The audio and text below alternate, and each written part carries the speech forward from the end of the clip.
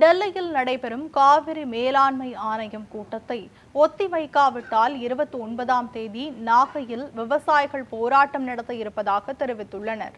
நாகப்பட்டினம் அரசு ஊழியர் சங்க கட்டிடத்தில் விவசாயிகள் கூட்டமைப்பு ஆலோசனை கூட்டம் நடைபெற்றது. இதில் பல்வேறு விவசாய சங்க பிரதிநிதிகள் கலந்து கொண்டனர். தமிழ்நாடு விவசாய சங்கங்களின் கூட்டமைப்பு தலைவர் காவிரி தனபாலன் டெல்லியில் 29ஆம் தேதி நடைபெறும் காவிரி மேலாண்மை ஆணையம் கூட்டத்தால் தமிழகத்திற்கு பாதிப்பு ஏற்படும் என கவலை தெரிவித்தார். தேர்தல் சூழ்நிலையில் இந்த கூட்டத்தை ஒத்திவைக்க வேண்டும் என்றும், இல்லையெனில் 29ஆம் தேதி நாகப்பட்டினத்தில் மாபெரும் கண்டன ஆர்ப்பாட்டம் நடைபெறும் என எச்சரிக்கை விடுத்தார்.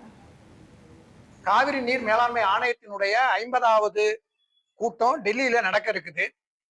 அந்த நீர்வளத்துறையினுடைய கூட்டத்துல 4 மாநிலங்களை சேர்ந்த நீர்வளத்துறை பொறியாளர்கள் கலந்து கொள்ளக்கூடிய ஒரு சூழ்நிலையில 3 மாநிலங்கள்ல தேர்தல் நடந்து காபந்து சர்க்கார் நடந்து கொண்டிருக்கிறது.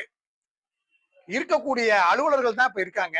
அந்த அலுவலர்களும் ஒரு தெள்ள தெளிவான ஒரு முடிவை எடுக்க முடியாத ஒரு சூழ்நிலையில் காபந்து சர்க்கார் இருக்கக்கூடிய நேரத்துல நீர்வளத்துறையினுடைய கூட்டம் நடக்குது. அந்த கூட்டம் கர்நாடகத்துக்கு சாதகமா போயிடுமோ அப்படிங்கிற அச்சம் தான் இப்ப எங்களுக்கு ஏற்பட்டிருக்கு.